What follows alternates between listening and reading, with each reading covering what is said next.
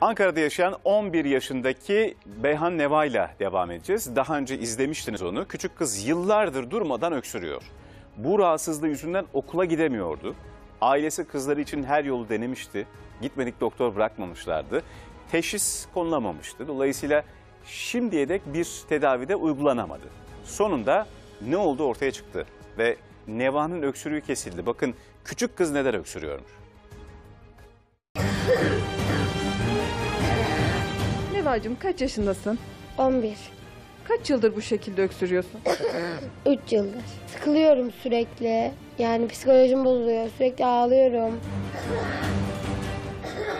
O kötü günler geride kaldı. 10 saniyede bir gelen öksürük krizleri yerini Neva'nın mutluluğuna bıraktı. Öksürüğüm tamamen gitti. Toplum içine çıkabiliyorum. Geldiğinde hiç geçmeyeceğini düşünmüştüm. Bir sürü doktora gittik. Neva'nın öksürük krizleri günden güne arttı. İşte o krizler için gezmedik. Doktor bırakmadılar. Göğüs hastalıkları, dahiliye iç hastalıkları, enfeksiyon bölümü bütün hepsini gezdiler. Ama Neva'nın hastalığına hiçbirinde tanı konulamadı. Biz röportaja başladı yaklaşık 5 dakika oldu ama 10 saniyede bir öksürdün. Sürekli böyle misin gün boyunca?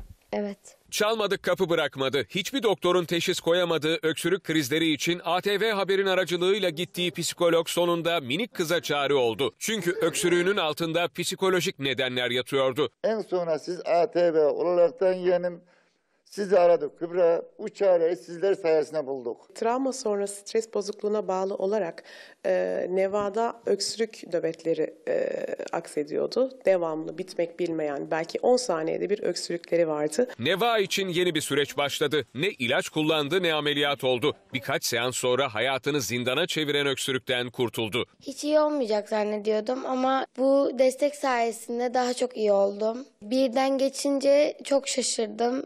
Çok da mutlu oldum. Bu durumun tabii medikal tedavisi de önemli fakat psikolojik bir yanı var. Bunu her zaman gözden kaçırmamamız gereken temel bir nokta aslında bu. Derya Hanım'ın sayesinde çocuğum kurtuldu. Size de minnettarım. Derya Hanım'a da minnettarım. Dile kolay Neva'nın öksürük krizleri tam 3 yıl sürdü. 3 yıl aranın ardından burada psikolojik danışmanlık merkezinde son buldu. Neva şimdi çok mutlu. Hayatına ise kaldığı yerden devam ediyor. Neva geçmeyen öksürüğü yüzünden okuluna da ara vermişti. Yıllar sonra soluğu tekrar okulda aldı. Neva artık çok daha iyi nefes alabiliyor. Çok mutlu hissediyorum. Okuluma gidebiliyorum. Toplum içine çıkabiliyorum. Arkadaşlarımla vakit geçirebiliyorum. Şimdi kurtardım, sevinç ağlamasını ağlıyorum. Sevinçliyim ya Rabbime.